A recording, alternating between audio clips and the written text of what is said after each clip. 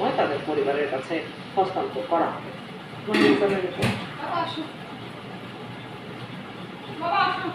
DB অফিসে দেওয়া video ছবিতে দেখা যায় তাদের হেফাজতে থাকা কোটা আন্দোলনের 6 সমন্বয়কের পরিবারের সদস্যরা ডিবি প্রধান হারুনুর রশিদের সাথে মধ্যাহ্নভোজে অংশ নিয়েছে।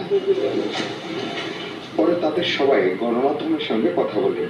তারা নিশ্চিত করেন যে রবিবার রাতে সমন্বয়করা স্বেচ্ছায় তাদের আন্দোলন কর্মসূচি প্রত্যাহারের বিবৃতি দিয়েছেন। ছোট ভাই আসনাথ সে ফোন দিল যে ভাইয়া আপনি আসেন দেখে আমি আসছি, কথা বলছি, অনেক কিছু জিজ্ঞাসা করছি, বললো যে সব কিছু পজিটিভ, কোনো ধরনের কোনো তাদের সাথে রাত বিহেভ করা হয় নাই, আন্দোলন থেকে সরে আসছে। এটা বলা হচ্ছে যে তাদেরকে জোর করে দেওয়া হচ্ছে, আসলে কি এটা বিষয়টা এরকম ছিল? না না না, এটা একটু বলুন। এরকম না। এরা আমি জিজ্ঞাসা করছি, সেটাও জিজ্ঞাসা করছি, এরা যা চাইছে তা পাইছে।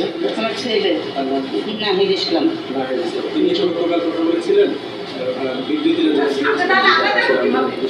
আজকে কথা বলে কি স্বাভাবিক আছে। কোনো প্রেশার হলে সবচেয়ে খুব ভালো আছে।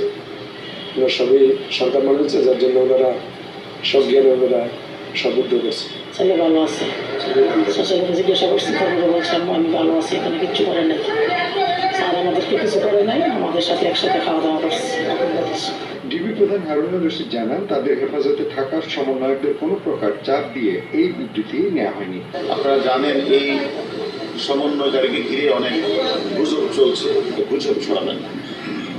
ডিবি একটি আস্থার জায়গা, সেখানে কাউকে জোর করে সেখানে রাখা হয় না, তার উপরই অন্যায় অত্যাচার করা হয় না, জোর করে কোনো বিবৃতি নেওয়া হয় না। হারুনুর রশিদ জানান যে কোনো ধরনের সংঘাত সহিংসতা রোধে গোয়েন্দা পুলিশের কার্যক্রম অব্যাহত রাখবে।